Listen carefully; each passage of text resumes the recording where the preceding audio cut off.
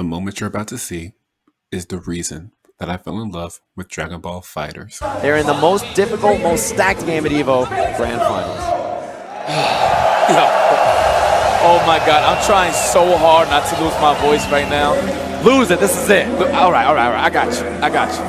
Even though I still got more work to do afterwards, but I got you. Put it all on the line. All on the line. Here we go. Make some noise, ladies and gentlemen. Grand Finals. And you already know, if you don't know the rules, now you will know. Goichi has to win 2 sets coming from the losers in order to beat Sonic Fox. Sonic Fox, however, needs to win 1. So here we go. Oh, that was so loud. Talk to me. That was music to my earlobes. The people. Okay, here we go. Bandana for the family. Bardock, the lineage, the grandpappy. Here we go. Opening gambit time. EVO Grand Finals, USA versus Japan. Wait a minute. Yo, wait, do not tell me we're going to summon. Are we going to summon? Oh! And Sonic Fox is your DragonBall Fighterz Evolution 2018 champion. He's done it. He's done it. All those years, Sonic Fox, back-to-back EVO champion, multi-time EVO champion, NRS games, he's done it all. Everybody said he only wins in the games people don't play. He won the biggest game at Evolution. Everybody has to respect this thing. DragonBall Fighterz came out on January 26, 2018, and has since taken the FGC or fighting game community by storm, having sold over 6 million copies as of last month, and is a number that is still growing to this day. But why? Why has this game about a bunch of grown men fighting aliens in outer space taken the community by storm? Well, it's quite simple. Because everyone loves Dragon Ball, and I am no different. Before picking up DragonBall Fighterz, I had recently picked up Street Fighter V with the sole purpose of getting good enough to beat Low Tier God and upload a Rage Quit video to YouTube, so it can be one of the many Rage Quit compilations that have floated around throughout the years.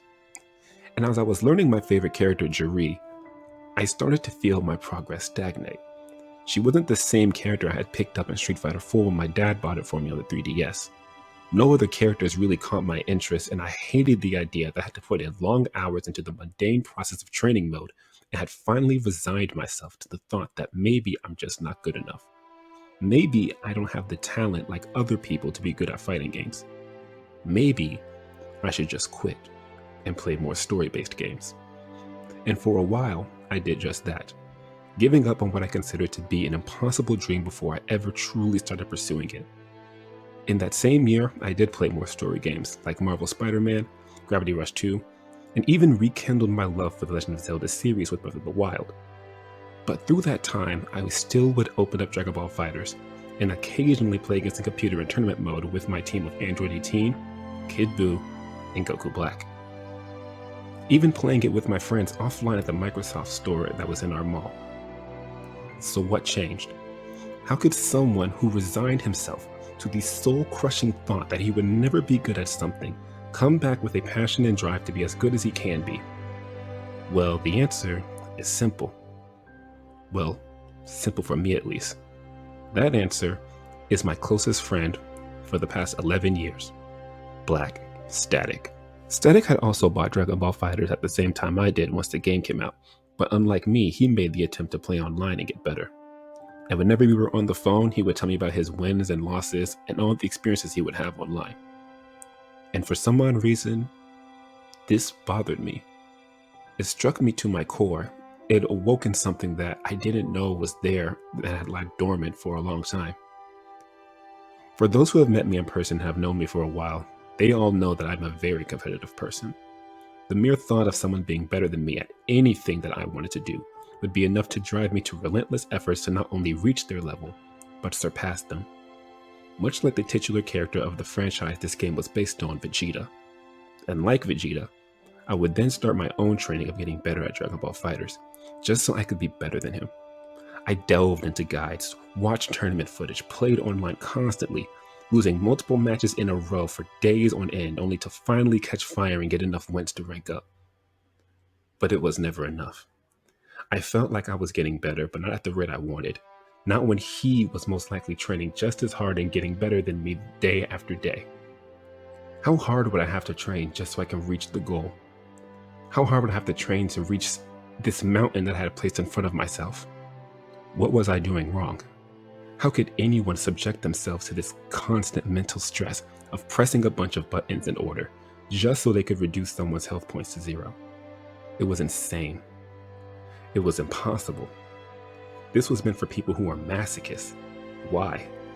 Why would anyone in their right mind enjoy something like this? Okay, but here we go. Ladies and gentlemen, please tweet this out. Twitch.tv/Evo. We are beginning right here. When having these thoughts and feeling myself lose all hope in getting better that I finally saw Evo 2018 for DragonBall Fighterz.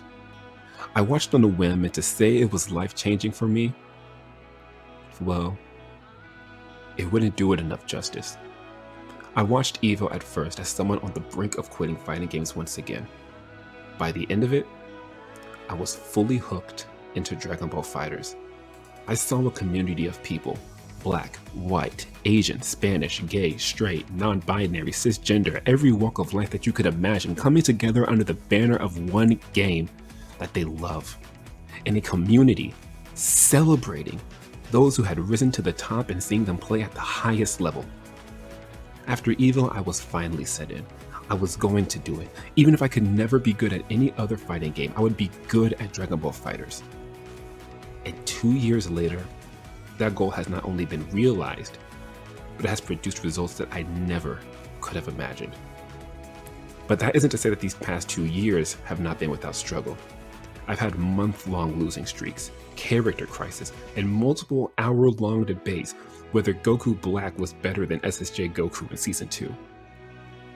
But despite all of that, despite the loss, the heartache, the doubt, and the stress, I wouldn't trade it for anything in the world. Because DragonBall Fighterz has given me so much to appreciate in life. I've made friends with people in Japan, Washington, New Jersey, Florida, Texas, and even Canada. It's gotten me into multiple other fighting games and has shown me, hey, you can be good at other ones too. It doesn't just have to be this one. It's allowed me to help beginner players who are going through the same struggles I did and let me encourage them to not give up and to keep working at it. It's allowed me to play various pros online like Lore Knight, Okami, and the Kill Sage and test my own skills and compare it to the highest level. But most importantly, it's given me another place that I can call home. A home where your accomplishments and online rank don't matter.